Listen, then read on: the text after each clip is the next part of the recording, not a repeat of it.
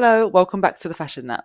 For this week's episode, I sat down with someone that can only be described as a living legend. Connie Fleming, aka Connie Girl. Born in Jamaica, raised in Brooklyn, and a star globally. She found her stage presence while working in a drag troupe in the 80s called the Boy Bar Beauties. She became the talk of the town and landed in Paris to achieve her supermodel status, while simultaneously being the doorwoman that the standards call impossible to get past and impossible to book. I'll let her tell the rest. Connie has been back on catwalks for a minute now, and I love nothing more than seeing her get her flowers. This discussion is a story of creativity, glamour, fashion, drive, hard work, and what it's like being a trailblazing trans icon. I hope you enjoy. How are you? I'm good, thank you. How are you? And thank you so much for doing this, by the way. I'm so excited to talk to you. Oh, thank you. I'm such a fan of your content. It's so beautiful. So um I see myself reflected as a person of color, and it's just wonderful. Your sense of history, your sense of fashion is just so well-rounded, beautiful, and uplifting. And I thank you. This is like just the craziest moment ever to hear this from you. I've been looking at pictures of you like my since I was even knew what fashion was, Like I don't Oh even my God. realize how impactful you are. You seem so humble when we talk, and I'm like, do you know that you're Connie Girl?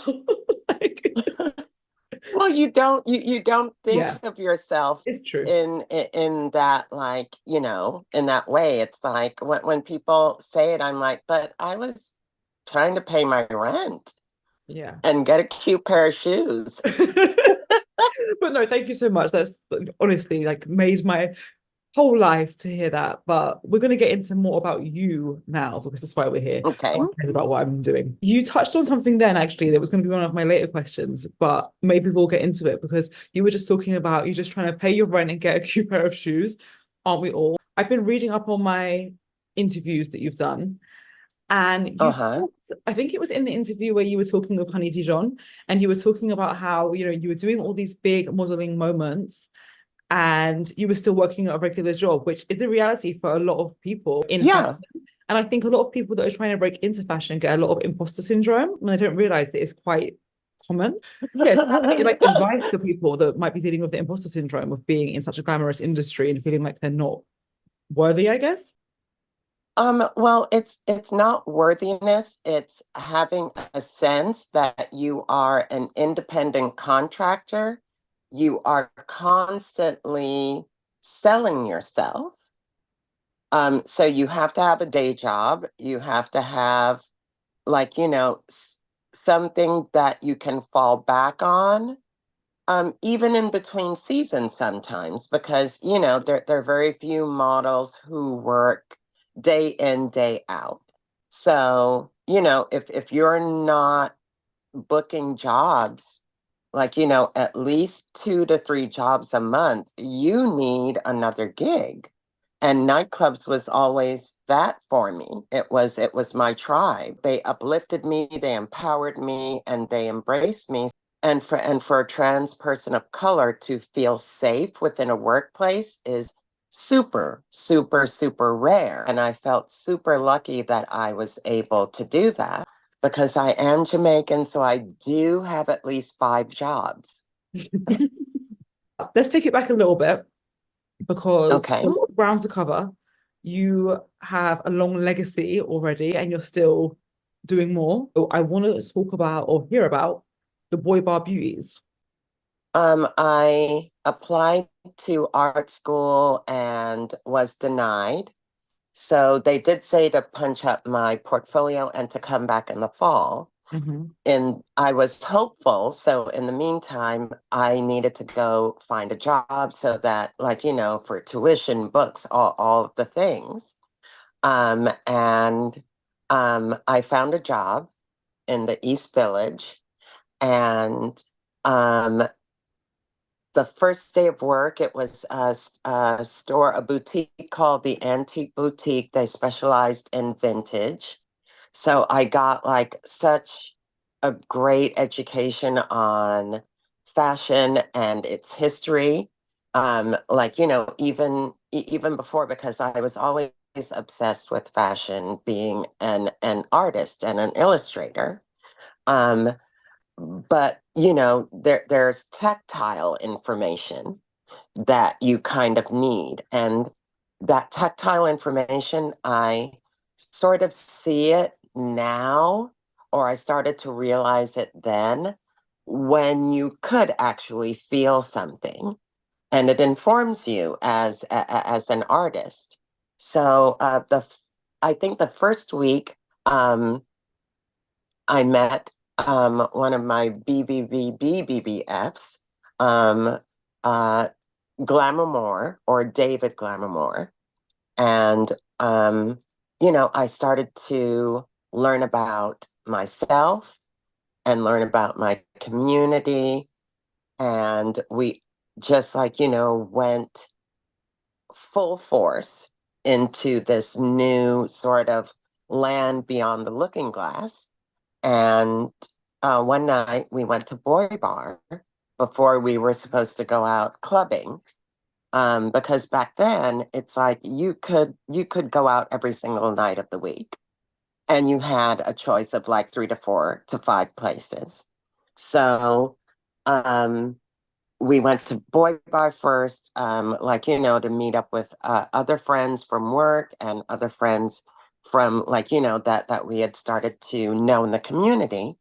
And um, David introduced me to Matthew Caston, the creator of the Boy Bar Beauties. It just so happened that that night he was um, meeting with Paul McGregor, the owner of Boy Bar, and pitched him this idea of doing shows. He said he got the job, and I congratulated him, and we spoke all night like we had known each other forever. We walked to the subway. I got on the train. I said goodbye and congratulations. And as the doors were closing, he said, "Oh, but you're going to be in the shows." And the door closed and I pulled off. Cut to a couple of weeks later. He literally had to push me on the stage. And when I hit the stage, the lights blinded me and I couldn't see anybody in the audience, and the sort of nerves sort of washed away. And I thought in my little tiny brain, I can't see them. I can do this. It took like a year and a half. And this was in the mid 80s. And we became a success. And we became one of the sought after drag troupes in New York. And at that time, the thought on drag queens was very pejorative, and an easy avenue for blame. Because in the mid 80s, there was, the plague was running hard and fast, and the rhetoric, not unlike now, was horrifying and religious based and sort of based in such ignorance. And, you know, if you are at the bottom, you look below Mm-hmm. to blame and to have somebody also to kick and to spit at and to jeer and point. And that was, you know, the trans and the drag community. So, what Matthew's sort of mission statement was to elevate drag and have it be an art form and have us to be polished, put together, professional, and have shows that had narratives and wonderful costumes and a certain level of professionalism. And we did it. We sort of were along with others like Lady Bunny and Sister Dimension and all of that crew, Ethel Eichelberger at the Pyramid, and it sort of elevated the art and made it not such a throwaway. At the end, club owners around town knew that if they had shows, if they had us, if they had somebody else, it wouldn't be a shit show. And we would pull in an audience, we would entertain them, and sort of give clubs a cachet. Matthew deserves such a huge congratulatory applause and pat on the back for having that vision to elevate and to make it something which it always was. I think, I think we did a good job. Seems like Hopefully, fingers it. crossed. It seems like Matthew kind of put you guys up there in a way to command the respects that the craft always deserved and just wasn't getting because people's ignorance. He made a positive situation and gave you all something to be even more proud of. I was so interested when I was reading about you at the Boy Bar because you said you never considered going on stage before that. You've found your charisma on stage. And I did also read that you looked for inspiration for your walk from people like the Queen of Pat Cleveland, Khadija Adams, there was Munya. Is there anyone that you think we should be watching in terms of walk at the moment? I think Maria Carla is incredible. Her walk is insanely beautiful. Alex, Kansani? yes, incredible. Iman, Anouk, there are a couple of girls that really get it. But the business now, it's so fast fashion and it's so based in sort of artifice, and you can break it down in film to serve your purpose, that in the moment at a fashion show, it doesn't have to be 100%. It doesn't even have to be 50% sometimes. Your walk, like I'm gonna have to put some clips in here so give people the education.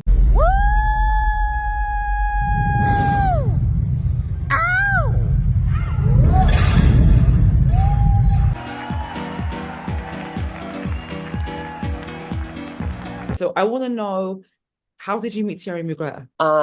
Well, this community, this downtown nightclub music art community, saw in me what what I couldn't see in myself and what I couldn't even allow myself to dream until I started to perform. And that stage rebuilt me, rebuilt my confidence, and sort of made me hope for. And at that point, there were all the up and coming designers in the East Village, like Andre Walker. And I started to work with Patricia Field, doing shows for her, and also with Stephen Lewis, who did fashion shows at Danceteria and at Palladium. So I was sort of being called upon, and I was like, wait a minute, what's going on here? And people started to ask me to model for them. So unbeknownst to me, Danilo, hair god Danilo, and Desmond Cadigan, a model who was a muse of Thierry's, they were telling him about this black girl, this new black girl in New York. Long story short, it was the first Suzanne Barsh love ball, and I was asked to model for a body map. And after I got off stage for modeling for body map, Desmond grabbed my hand and said, "Come, you're coming with me." And I was like, okay. So we ran downstairs into the dressing room, and I see Iman out of the corner of my eye.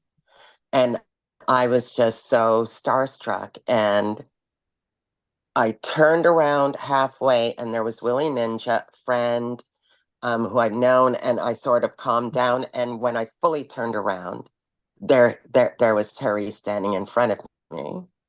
And Desmond said, "This is Connie." And he was like, "Oh, you're the one that they're talking about."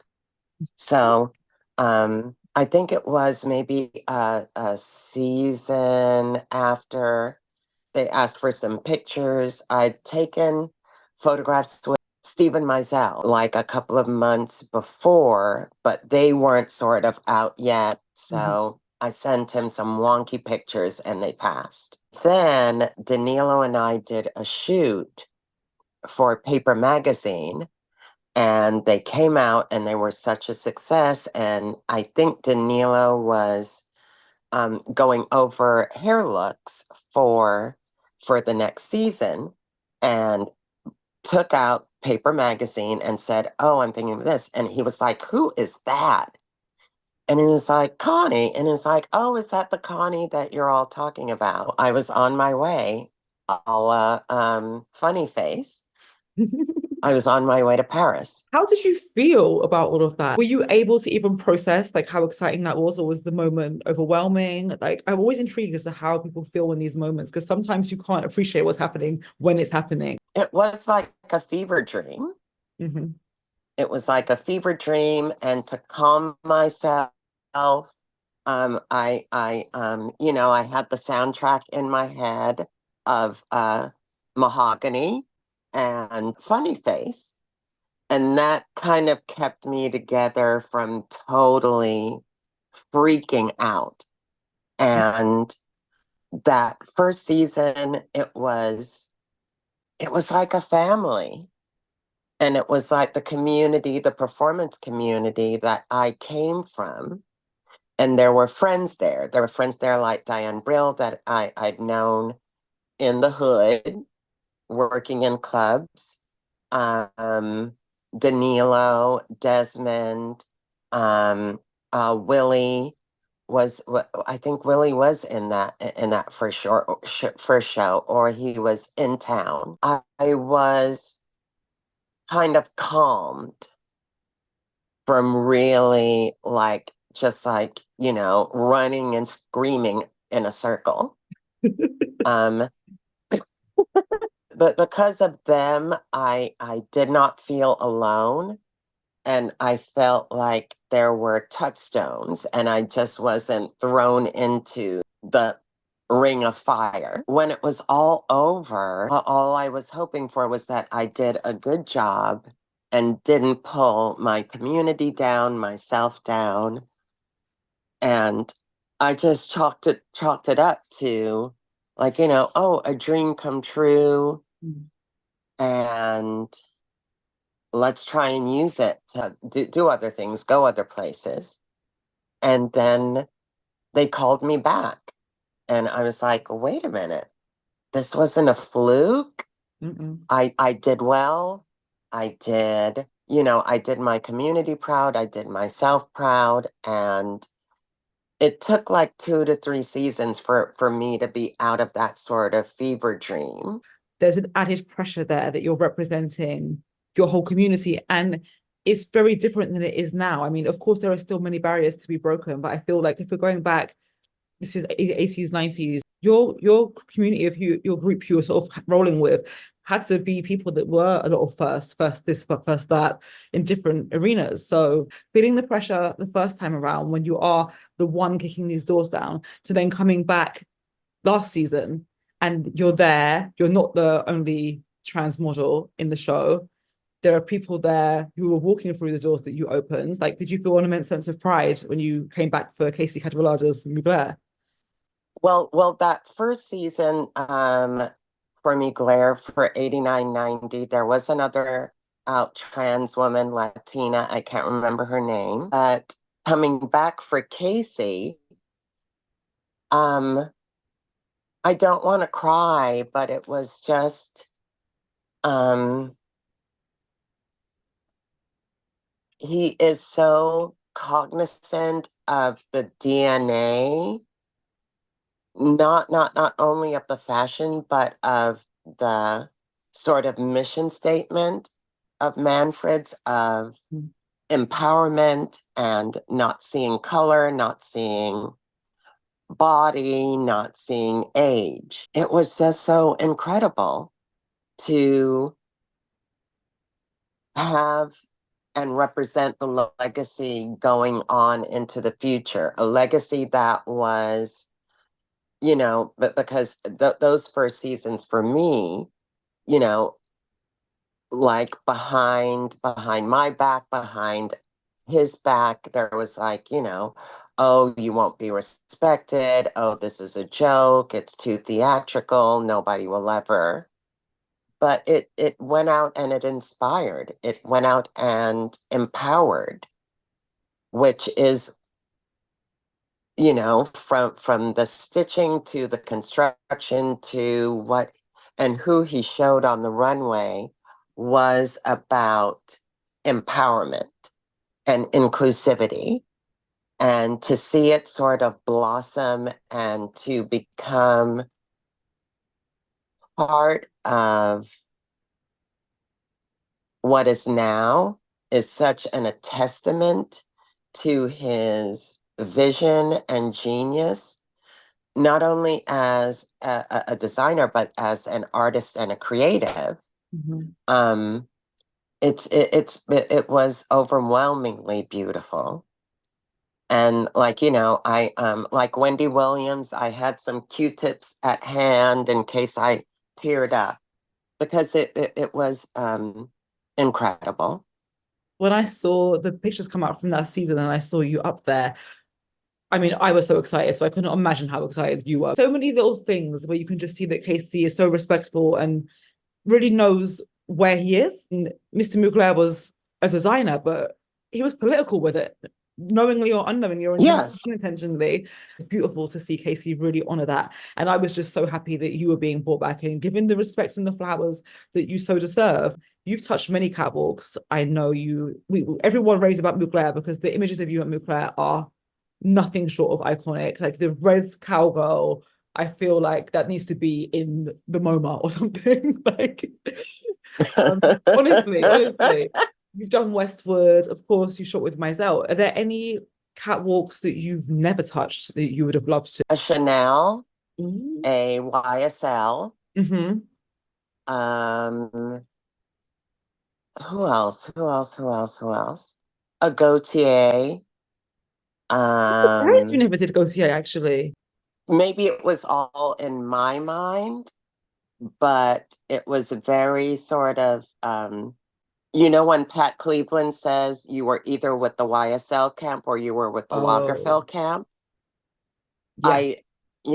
And I was there invited by Mugler, so I didn't feel like I could really venture out. Miss J told me, I think it was my second season, she said, why don't you move to Paris for a couple of months? Mm-hmm. And I did not take that advice. And I think I should have, because I wanted to use what I did in Paris to maybe break in, in my home. Mm-hmm. But it wasn't, there was kind of no room. I went for a casting for Giorgio St. Angelo. I got sent to the workroom. And it was really up at the showroom. So I missed that opportunity. But I did do Andre Walker in New York. So, I think that was super good. And I did do Vivienne Westwood here in New York. Yeah, you saying that Yves Saint Laurent was on your list. It would actually be quite amazing to see you do Saint Laurent now. I'm just thinking about Yves Saint Laurent's legacy with Black models. We're talking about how Casey pushed forward the vision of Mugler. It would be amazing to see that spirit push forwards, but with Black trans models, because we do have a lot more trans women on the catwalks now, but a lot of them are white women. It's an easier pill to swallow. I can't think of many other trans women of color that are really getting that spotlight. While we're on the topic, here are some Black and brown trans models who are stunning and amazing. I would love to see you at Saint Laurent. Let's try and put that out into the ether. You put it out into the atmosphere. Are you still interested in the like continuing a modeling career, or are you more focused on your art and coaching and your other ventures? Because you, as you said before, Jamaican, multiple jobs, fellow West Indian, I understand. I don't turn anything down but my collar, and all and all roads lead, it's everything sort of layers up in upon each other and informs and makes for a better person. I'm open and at a point now where there needs to be visibility and truth. um I think it's super important to want to be involved, want to contribute. It's kind of 4 years out now from the global lockdown. And, it took us all being sort of locked at home and seeing what the world is really about and made up from. Some want to go backwards and some want to go forwards. So hopefully your forward movement will be down many more a catwalk. That's what I want to see. Keep it pushing because you're just so talented. If it was my way, you'll be on every show. Like if I was casting, it'd be like just Connie week instead of fashion week. One more thing I'm interested to ask you, because I've been doing a few of these interviews now. Everyone I'm speaking to is very different. But something that I've noticed in common is that everybody seems like they've had this very artistic and very creative thing in them from the day they were born. It was always there, sort of dreaming. I fell in love with cartoons as art. I thought it was magic that you could, like, make 10 drawings and they could come to life. And also my grandmother was a dressmaker, and she taught all her daughters dressmaking. There was always styling. There was always sort of the power and the beauty of color. Because I remember when I was little, my grandmother came to visit, and we had some event to go to, and she had made my mom and my aunts all of their sort of outfits, and they like sort of like were all sort of creating and making things. And it came down to her outfit, and she had already had finish fabric, and she needed something blue. And we went to the fabric store, and I was like, oh, here's blue. And she's like, no, it's not right. I was like, but it's blue. And I was like, oh, here's this blue. And she's like, no, it's too light. And I'm a kid, and I want to help and I'm involved, but everything was shot down. And then I think we left that store, and then we went to another store, and she saw it from across the room, and she was like, that. And I was like, well, that's more of a gray. It is blue, but it's more of a gray. And she came home and she put it with the fabric that she already had, putting it against that, just like pushed all the other colors. And I thought it was magic. I was hooked. I was hooked on color, and just like went forth. Fashion was just such an inspirational need.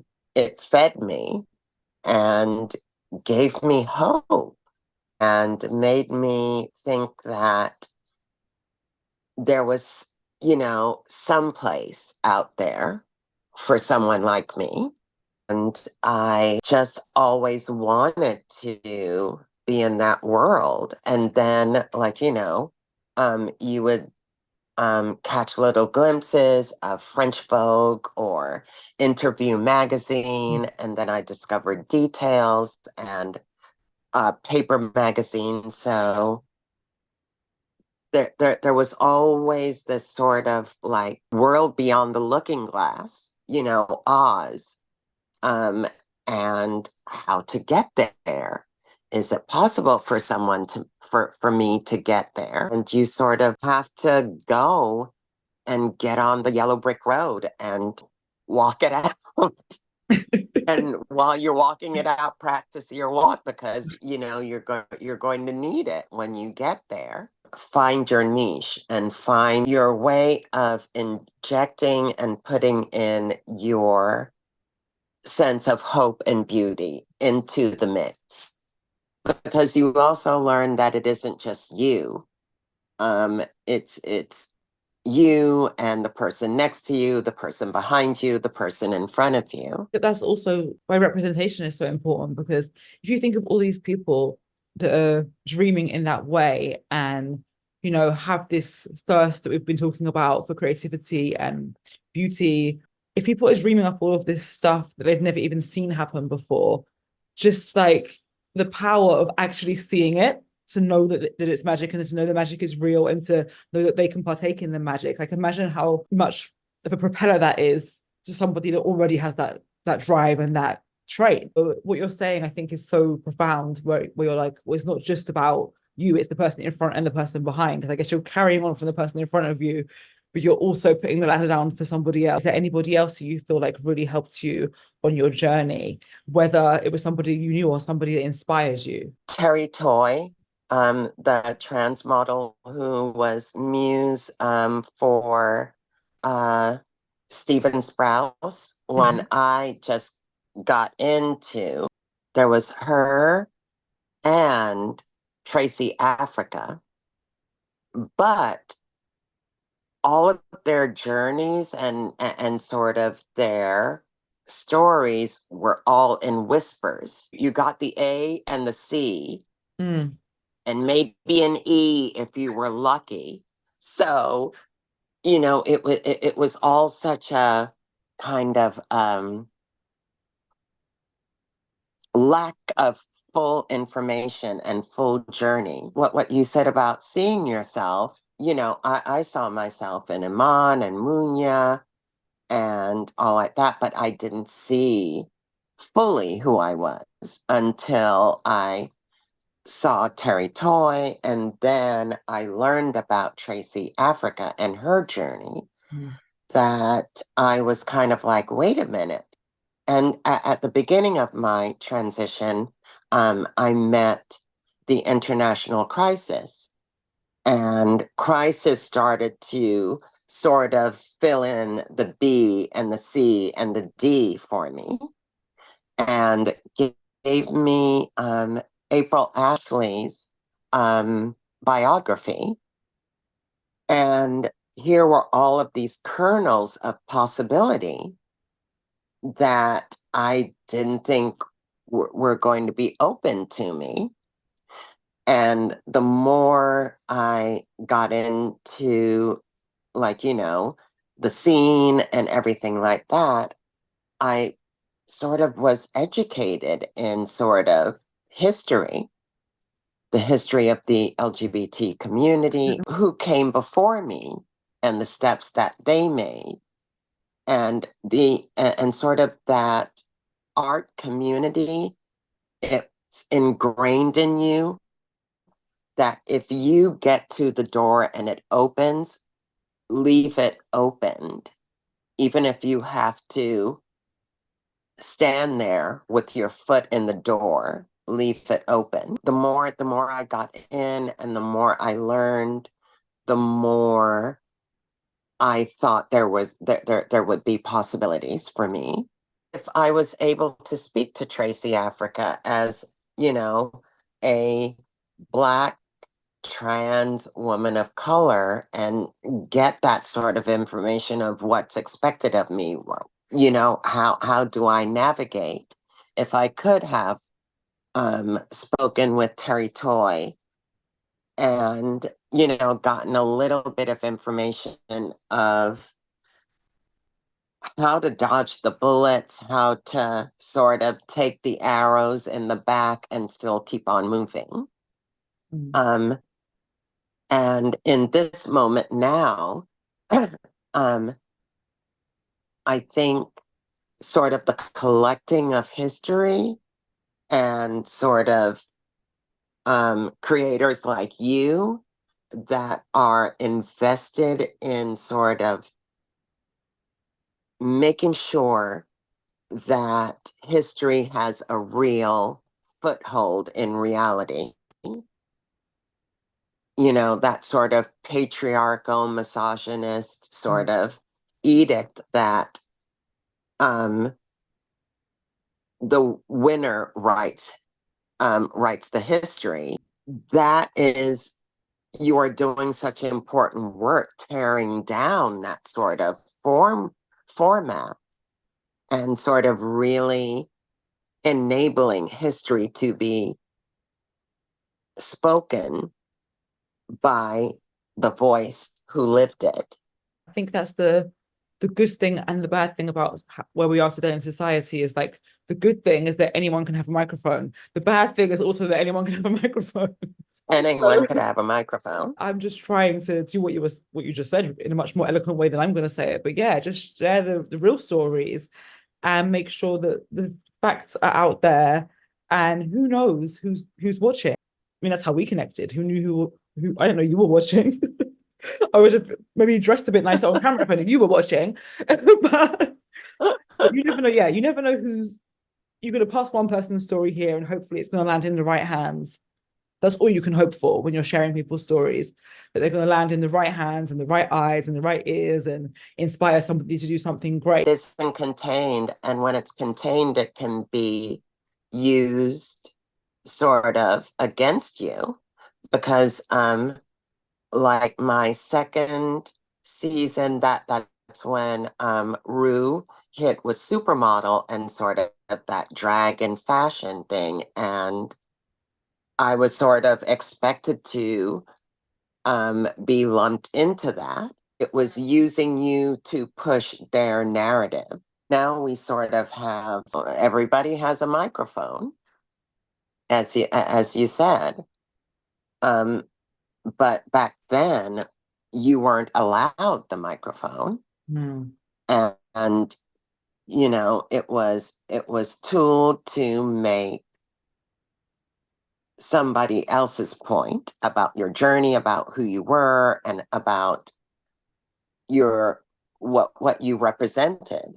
So it was really super difficult, and you know you have to sort of fight that narrative now because it's like, but it was 1990. Do you really think they were going to allow me to say? If you look back, all the talk shows and stuff that were out around that time, it didn't really do, if I'm going to be polite and not cuss here, the best job of representing the trans community. Let's just put it that way. The media, um, when people were given a No, microphone, it was entertainment value. It wasn't like, oh, share a real story that's relatable. It was like say something crazy and let me ask you scandalous questions. titillation. And yeah, 100%. Not until very recently did the media kind of allow that to happen. People like, Laverne Cox, who are amazing and do amazing things and amazing speeches and are given that platform. But as you said, 1990. I remember being called up by a couple of talk shows and saying, no, I'm not this, I'm this. And they're like, oh, well, we know, but can you just, and I was like, no. Yeah. And then you see the commercials and there I am.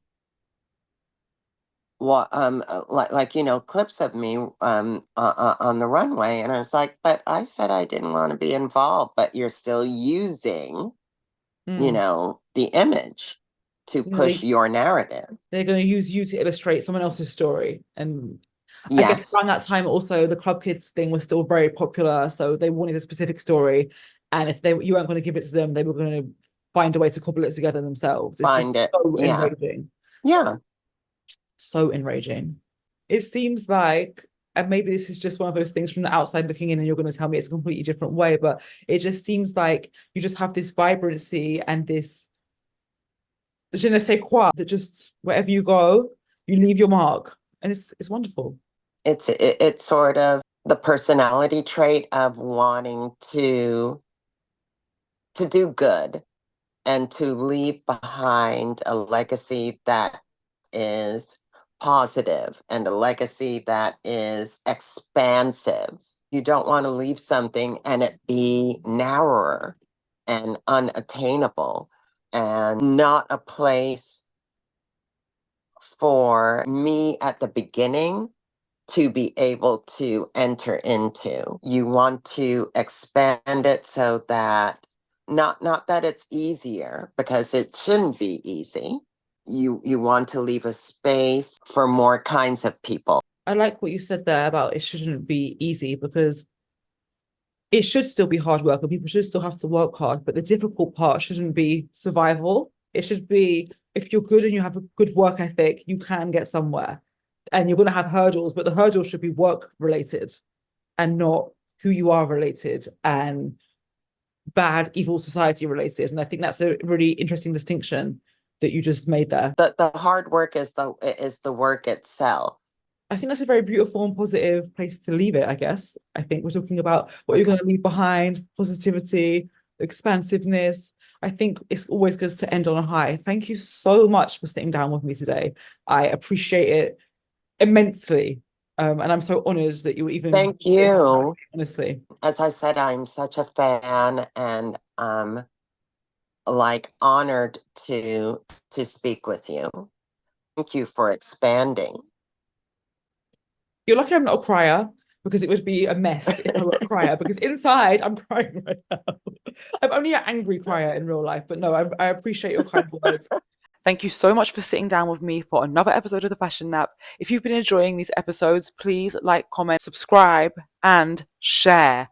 Please share these episodes. Any fashion lovers in your life, your family, your friends, your neighbor, whoever it may be, send the link because it helps so much. See you next week. Bye. Bye. Can you say bye?